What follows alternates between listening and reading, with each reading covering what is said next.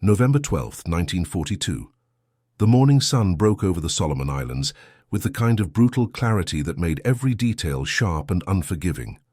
On the deck of the merchant vessel, SS Hampton Roads, anchored in Iron Bottom Sound near Guadalcanal, Chief Engineer Thomas Calloway stood watch with his grandfather's weathered 12-gauge shotgun cradled in his arms, its barrel pitted with rust spots, and its wooden stock held together with wire and hope. The crew had laughed when he brought it aboard 3 months earlier, calling it a museum piece better suited for scarecrows than warfare. They believed this morning would be like any other, a routine supply run with perhaps a distant glimpse of aircraft that would never come close enough to matter. Before we dive into this story, make sure to subscribe to the channel and tell me in the comments where you're watching from.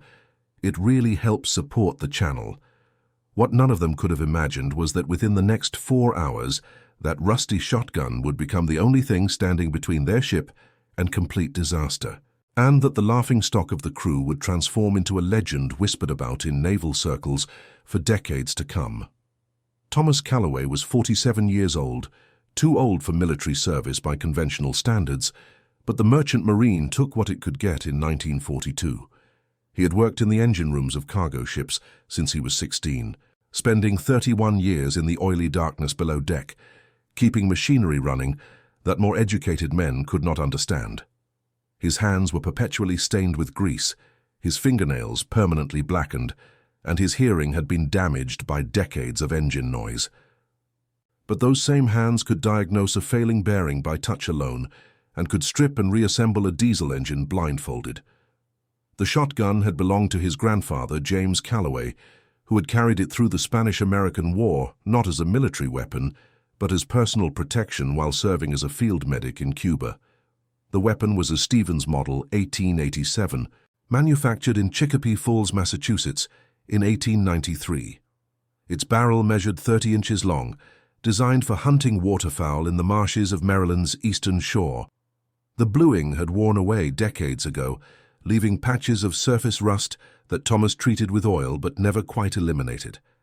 The stock had cracked during a fall from a wagon in 1906 and had been repaired with copper wire and wood glue that had long since turned amber with age. When Thomas had reported to the Hampton Roads in San Francisco back in August, the captain had taken one look at the antique weapon and suggested, with barely concealed amusement, that it might be more useful as a club. The ship's gunners, young men in their 20s assigned to operate the vessel's defensive armament of 3-inch guns and 20mm cannons, had been less diplomatic. They called it the blunderbuss, the fowling piece, and Thomas's pacifier. One particularly cocky gunner named Dennis Morrison from Chicago had offered to trade him a slingshot for it, claiming it would be more effective.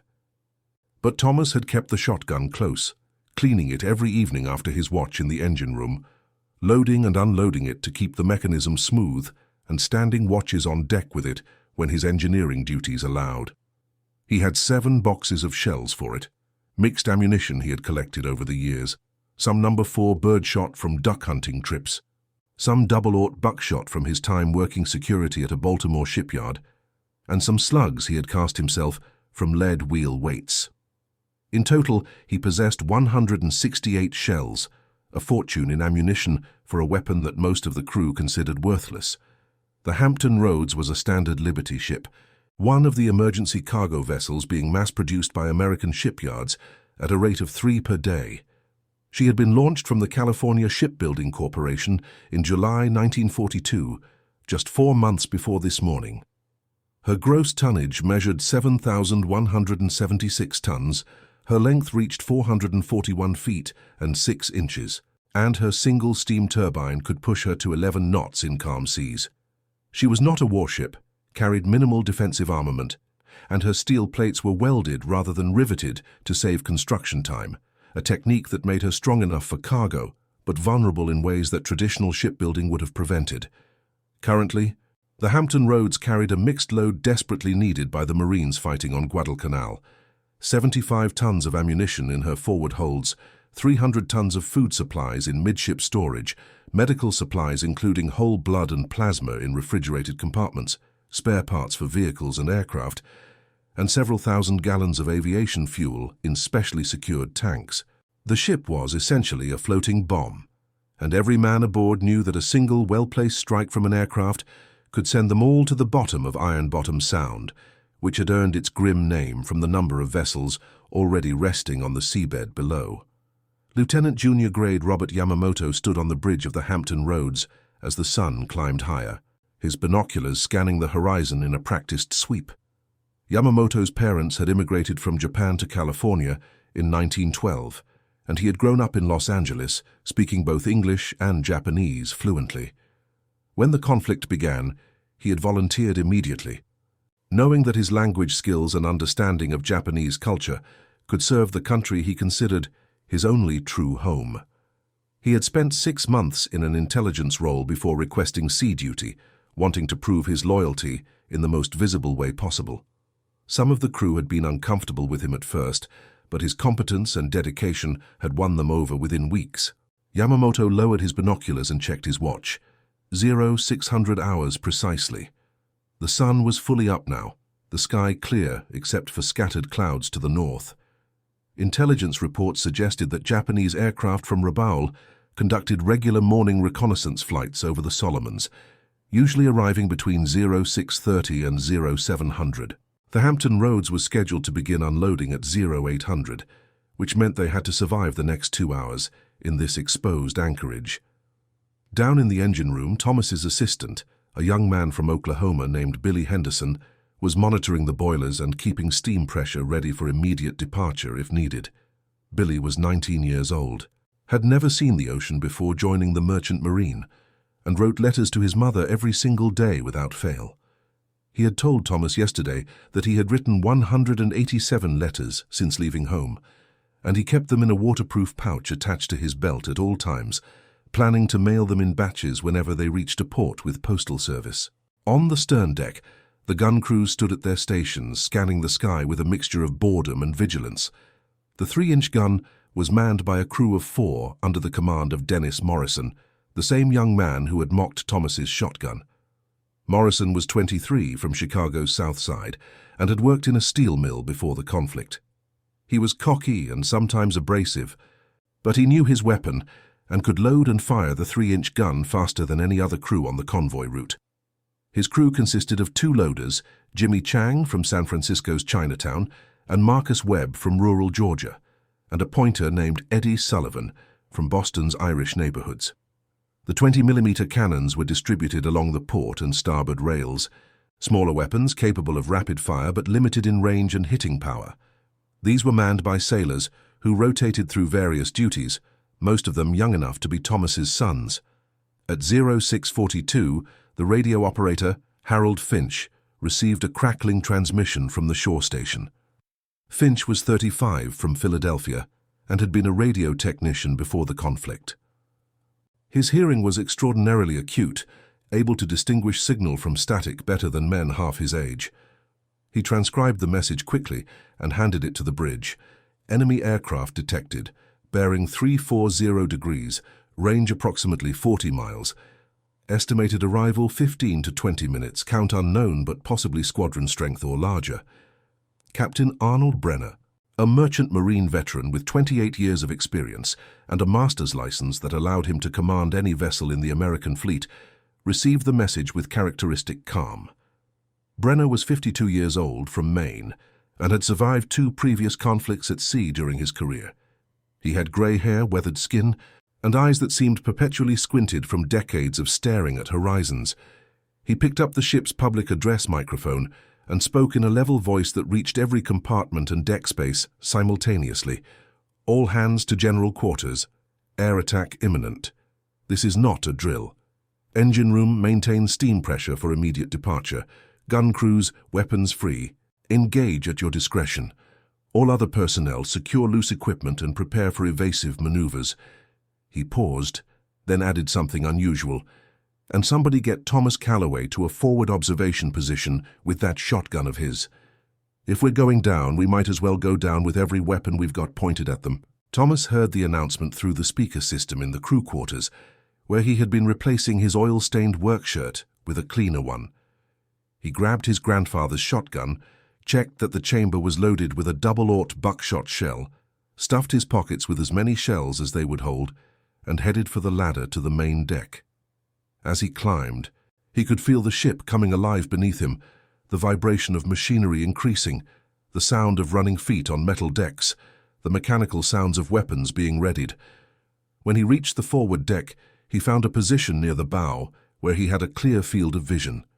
The 3-inch gun crew was directly behind him, Morrison shouting orders as his team loaded the first shell and traversed the gun barrel skyward. The portside 20mm crews were at their stations, the gunners hunched over their weapons with their hands on the triggers. Lieutenant Yamamoto appeared beside Thomas carrying his own rifle, a Springfield 1903 that looked pristine compared to the rusty shotgun. "Thomas, I need you to focus on any aircraft that gets below 500 feet, Yamamoto said. "Our main guns will handle high-altitude targets, but if they come in low for strafing runs, you might actually have a chance with that scattergun of yours." Thomas nodded, checking his ammunition again. He had 47 shells in his pockets, plus the 8-shot capacity of the shotgun itself. He had mixed the loads deliberately: buckshot for closer range, birdshot for slightly farther targets, and slugs for anything that needed maximum penetration. At 0659, someone shouted and pointed. Thomas followed the gesture and saw them. Dark specks against the northern sky, growing larger by the second. He counted quickly. 7 aircraft in a loose formation, coming in from the direction of Bougainville. As they got closer, their silhouettes became recognizable. They were Mitsubishi A-6M fighters, what the Americans had designated as Zero fighters, arguably the most maneuverable aircraft in the Pacific Theater at that moment. Each one had a top speed of 331 miles per hour, a service ceiling of 33,000 feet, and carried 2 20mm cannons and 2 7.7mm machine guns. The Zeros approached in a standard attack pattern, splitting into 2 groups. 4 aircraft climbed to gain altitude for diving attacks, while 3 dropped lower, clearly intending to strafe the deck. Morrison's 3-inch gun opened fire first, the weapon booming and recoiling as it sent a shell arcing upward. The shot missed, exploding in a black puff several hundred yards from the nearest aircraft. The 20mm cannons began chattering, their lighter reports overlapping into a continuous racket. The first Zero dove toward the Hampton Roads from approximately 4,000 feet, its engine screaming as it picked up speed. Morrison's crew tracked it, fired again, missed again.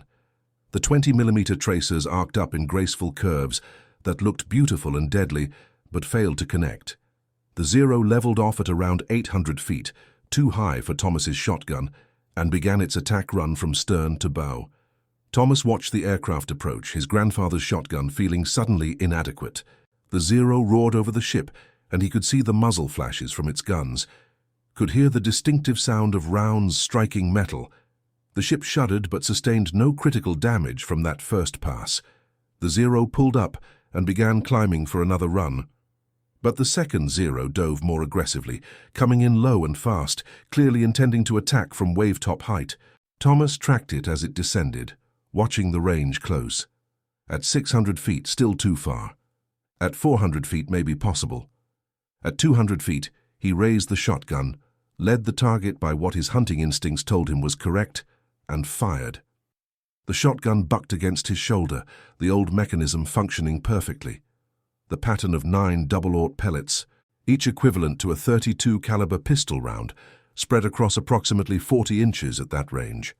Thomas didn't know if he had connected, but the Zero suddenly wobbled, then veered sharply left. Its engine began making an irregular sound, coughing and sputtering. The aircraft struggled to gain altitude, managed to climb to perhaps 300 feet, then its engine quit entirely. The Zero glided in an eerily silent descent and came down in the water approximately 1 mile from the ship, striking the surface with a splash that sent up a tower of white foam. Morrison's gun crew stopped loading for a moment, staring. "Holy Mother of God," Morrison whispered. "He actually tagged it." There was no time to celebrate. The third low-flying Zero was already approaching, this one even more aggressive, coming in at wave-top height with clearly experienced flying. Thomas could see the pilot's face inside the cockpit, could see the determination in his expression.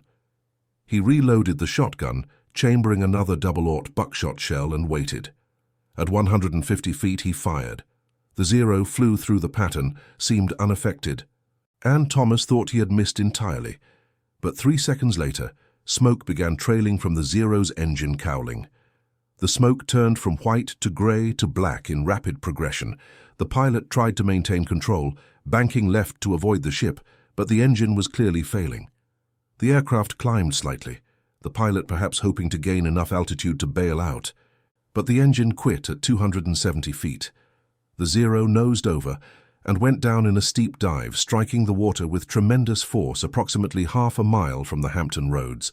Thomas reloaded again, his hands working automatically, muscle memory from decades of hunting. A third Zero came in high, approximately 900 feet, too far for the shotgun.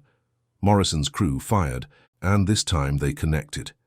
The shell exploded directly beneath the Zero's fuselage, and the aircraft shuddered, pieces of metal spinning away from it.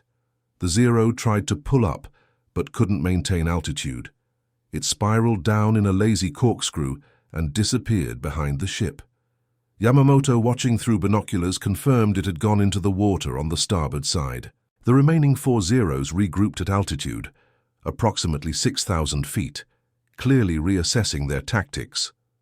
Thomas could imagine the radio chatter among the pilots, the confusion about how their highly maneuverable fighters were being defeated by a merchant ship with minimal armament.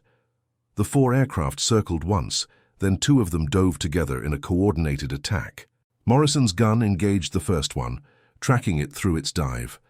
The 20mm cannons focused on the second. Both aircraft leveled off at approximately 300 feet and came in side by side. Thomas had to choose which one to engage. He picked the one on the left because it was fractionally closer. He raised the shotgun, led the target, and fired. Then immediately worked the pump action, chambered another shell, led the same aircraft again as it roared closer, and fired a second time. The first shot seemed to miss, but the second connected somewhere vital. The Zero's cockpit canopy shattered, and the aircraft immediately pitched up into a steep climb, completely out of control. It climbed to perhaps 800 feet, before stalling and falling off on one wing, spinning down toward the water. Thomas never saw it hit because he was already tracking the second Zero. The one Morrison's crew and the 20mm gunners were both engaging. That Zero was taking damage. He could see pieces flying off its wings, but it kept coming. At 100 feet, still approaching. At 75 feet, starting to pull up. At 50 feet, Thomas fired directly at its underside. The pattern hit the aircraft's belly, and something critical failed because the Zero suddenly flipped inverted and went straight into the water less than 300 yards from the Hampton Roads bow. The impact was so close that spray from it reached the forward deck, soaking Thomas and several other crewmen, 5 down, 2 remaining. The last 2 Zeros climbed to approximately 10,000 feet and began circling. Thomas reloaded methodically, his hands shaking now from adrenaline, his ears ringing from the gunfire. He counted his remaining ammunition, 39 shells left. The shotgun's barrel was hot enough that he could feel the heat radiating from it. Lieutenant Yamamoto approached him, his face showing something like wonder. "Thomas, I need you to know that what just happened shouldn't be possible. Those Zeros are the most advanced fighters in the Pacific, and you're engaging them with a weapon designed for duck hunting. The statistical probability of what you've just accomplished is almost 0. Thomas nodded, watching the 2 circling aircraft. "They're probably wondering the same thing," he said. The 2 remaining Zeros circled for another 4 minutes, during which time the Hampton Roads began moving, Captain Brenner ordering the engine room to give him slow ahead on the helm. The ship began to maneuver, no longer a stationary target. Then both Zeros dove together, one from the north and one from the south, clearly coordinated to split the defensive fire. Morrison's crew engaged the northern target. The 20mm guns focused on the southern one. Both aircraft came in low and fast, their pilots showing exceptional skill. Thomas had to choose again. He picked the southern target because the 20mm gunners were having trouble tracking it. He waited until it was at 200 feet, fired, worked the pump, fired again, pumped again, fired a third time in rapid succession. The first 2 shots seemed ineffective, but the third hit something crucial. The Zero's engine began trailing thick black smoke immediately. The pilot tried to pull up, managed to gain perhaps 100 feet of altitude, then the engine quit completely. The Zero descended in a controlled glide, the pilot clearly skilled enough to try for a water landing. The aircraft touched down approximately 600 yards from the ship, skipped once, then settled into the water. Thomas could see the pilot climbing out of the cockpit, clearly uninjured, waving at the Hampton Roads. Captain Brenner immediately ordered a boat crew to prepare for rescue. The final Zero broke off its attack run when it saw its wingman go down. The pilot circled once at approximately 500 feet, and Thomas could see him looking down at his companion in the water. Then the Zero waggled its wings once, a gesture that Thomas interpreted as respect or acknowledgement, and turned north, climbing as it headed back toward Rabaul. The entire engagement had lasted 11 minutes. 7 Japanese aircraft had approached the Hampton Roads. 6 had been forced down. Thomas Calloway had personally engaged 5 of them with his grandfather's rusty shotgun, achieving successful hits on 4. Morrison's 3-inch gun had accounted for 1, and the combined fire of the 20mm cannons and Morrison's crew had contributed to the 6th. Only 1 aircraft had escaped. As the gun crew secured their weapons and the ship's boat was lowered to rescue the surviving Japanese pilot, Thomas sat down on the deck, his legs suddenly weak. The shotgun lay across his knees, its barrel still warm, its rusty exterior no longer looking quite so ridiculous. Dennis Morrison approached, his cocky expression replaced with something like humility. Morrison extended his hand. "I owe you an apology, Thomas. That thing isn't a blunderbuss, it's a dragon slayer." Thomas shook his hand, too tired to speak.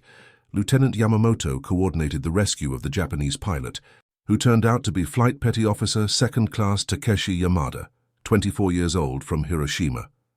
Yamada was brought aboard the Hampton Roads dripping wet but uninjured. When he saw Thomas sitting on the deck with the rusty shotgun, he stopped and stared. Then he said something in Japanese that Yamamoto translated. "He says he watched you engage his squadron with what he thought was a signal flare gun. He says he could see the rust on the barrel from 400 feet. He says he reported to his squadron leader that the American ship had a madman on the bow who was firing a museum piece at fighter aircraft. He says his squadron leader laughed. Then he says he watched you hit Takahashi's plane, then Nakamura's plane, then his own plane. He says he will never doubt what a determined man can do with any weapon, no matter how old." The rescue boat pulled 2 more Japanese pilots from the water, both uninjured. All 3 were treated with standard procedures aboard the Hampton Roads. They were given dry clothes, hot food, and medical attention for minor injuries. Captain Brenner interviewed them through Lieutenant Yamamoto's translation, and all 3 expressed a mixture of shock and respect at what they had witnessed. The Hampton Roads completed its unloading operation at Guadalcanal without further incident. The story of Thomas Calloway and his grandfather's shotgun spread through the fleet faster than official communications could travel. Within 2 weeks, every vessel in the South Pacific knew about the merchant marine engineer who had defended his ship with a rusty 12-gauge. The shotgun was examined by military ordnance specialists who wanted to understand how such an obsolete weapon had achieved such remarkable results. Their report, filed in January 1943, concluded that several factors had contributed to the success. The low altitude of the attacking aircraft brought them into effective range of the shotgun's pattern. The wide spread of buckshot at close range created a much larger hit probability than aimed rifle fire. The psychological impact of unexpected ground fire disrupted the pilot's attack runs, and Thomas's hunting experience had given him instinctive lead calculations that proved more effective than trained anti-aircraft gunners using complex mechanical predictors. But the report also noted something that couldn't be quantified. Determination and courage could transform even inadequate tools into effective weapons. The rusty shotgun hadn't won the engagement because it was a superior weapon. It had won because Thomas Calloway had refused to accept that it couldn't work, and that refusal had been backed by skill, experience, and 31 years of mechanical knowledge that taught him how machinery worked and failed. Thomas Calloway continued serving aboard the Hampton Roads for the remainder of the conflict, eventually earning a promotion to Chief Engineer Officer and a commendation for valor. He kept his grandfather's shotgun for the rest of his life, though he never fired it again in anger. After the conflict ended, he returned to Baltimore and worked at the Bethlehem Steel Shipyard until his retirement in 1968. He passed away in 1983 at the age of 88, and the shotgun was donated to the Smithsonian Institution's National Museum of American History, where it remains on display in the World War II gallery with a placard explaining its improbable service record.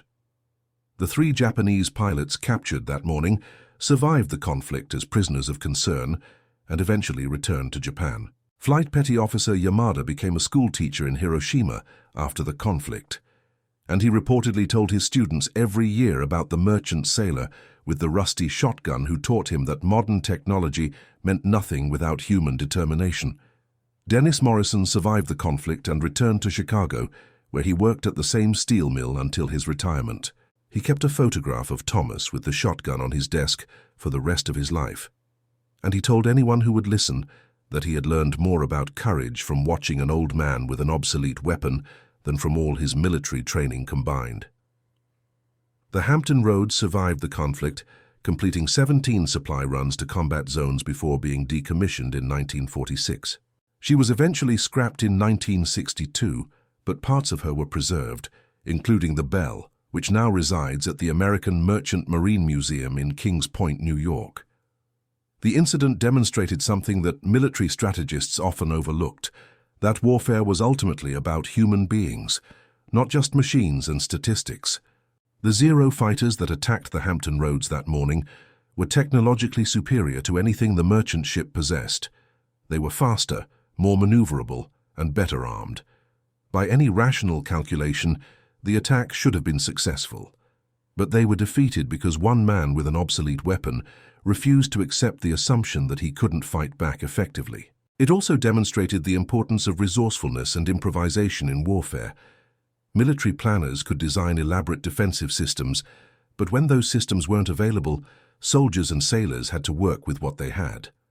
Thomas's grandfather's shotgun wasn't part of any tactical doctrine, wasn't mentioned in any training manual, and wasn't considered by any military expert to be a viable anti-aircraft weapon. But on that morning in November 1942, it proved more effective than many purpose-built weapons because it was used by someone who understood its capabilities and limitations, and who had the courage to employ it despite everyone's ridicule. The story also illustrated the importance of respect across enemy lines. The Japanese pilots who survived the engagement could have been bitter or dismissive, but instead they expressed admiration for Thomas's skill and determination. That mutual respect, even in the midst of conflict, represented one of the more honorable aspects of military service.